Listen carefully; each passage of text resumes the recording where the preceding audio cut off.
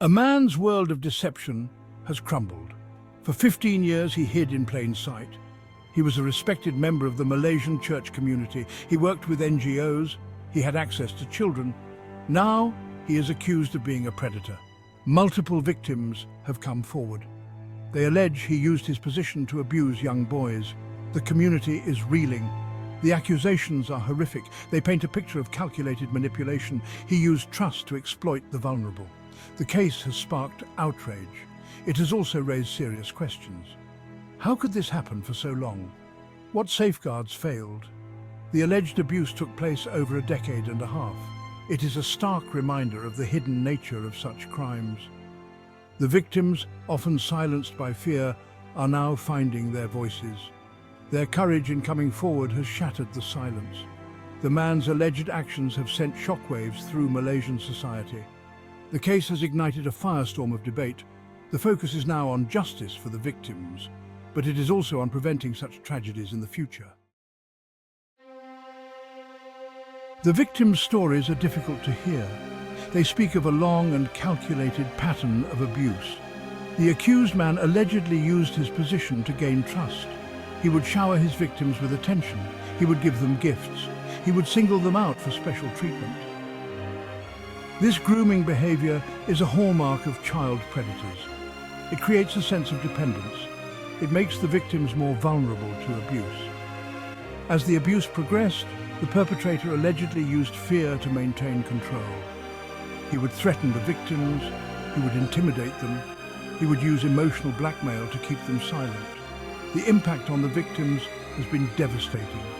They speak of emotional distress, psychological trauma, and difficulty forming healthy relationships. Some have lost their faith, their childhoods were stolen, their trust was shattered. The alleged abuser's reach extended beyond the church walls. He used his involvement in NGOs to access more victims. These organizations, often focused on youth outreach, provided the perfect cover. He was seen as a pillar of the community.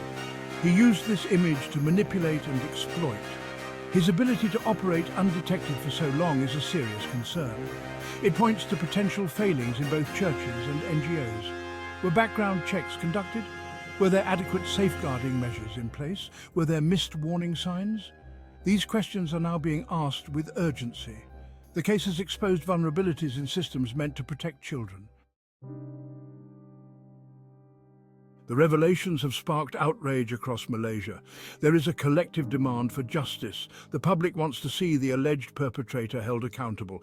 They want a thorough investigation. They want to know how this was allowed to happen. The outcry goes beyond punishment. It calls for systemic change. There is a growing movement demanding stricter safeguarding measures. People are calling for mandatory reporting of suspected abuse. They want increased awareness and education on child protection. The message is clear. This must never happen again. Section 5. Social media amplifies outrage and support for survivors, flood online spaces. Social media has become a powerful tool in this case. It has amplified the voices of the victims. It has provided a platform for their stories to be heard.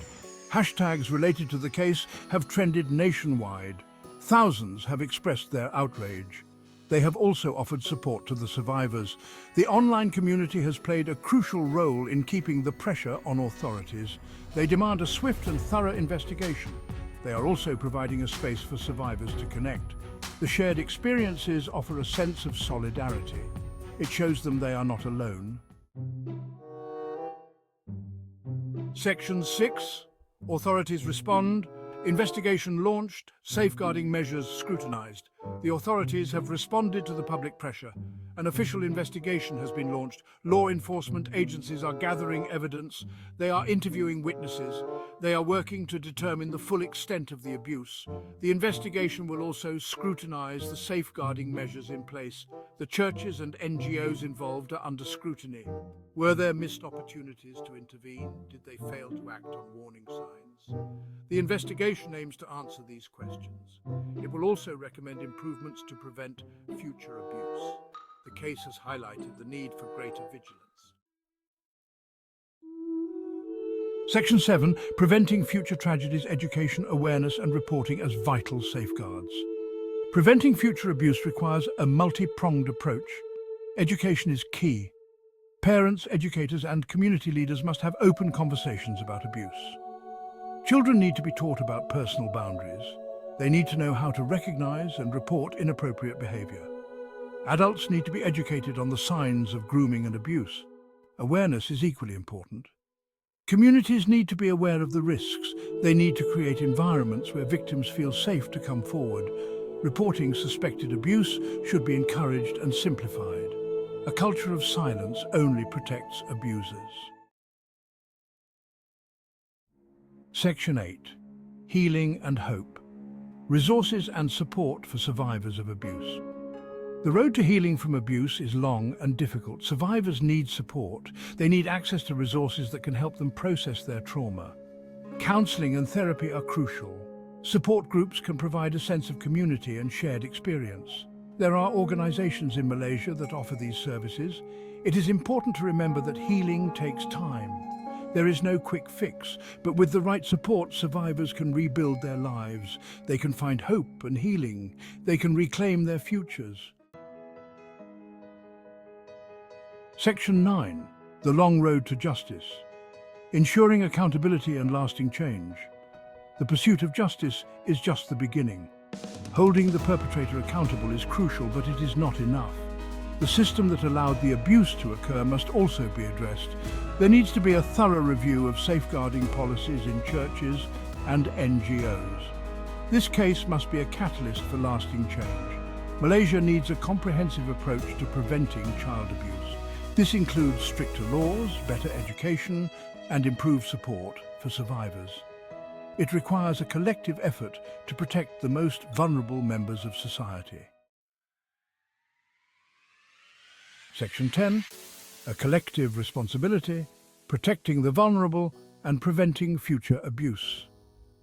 The Malaysian community faces a stark choice. It can choose to look away. It can allow this case to fade from memory, or it can choose to act. It can demand justice for the victims. It can push for systemic change. It can create a society where children are safe. Protecting the vulnerable is a collective responsibility. It requires vigilance, courage, and a commitment to creating a safer future. Let this case be a turning point. Let it be the moment Malaysia said no more to child abuse. Let it be the moment the nation chose to protect its children.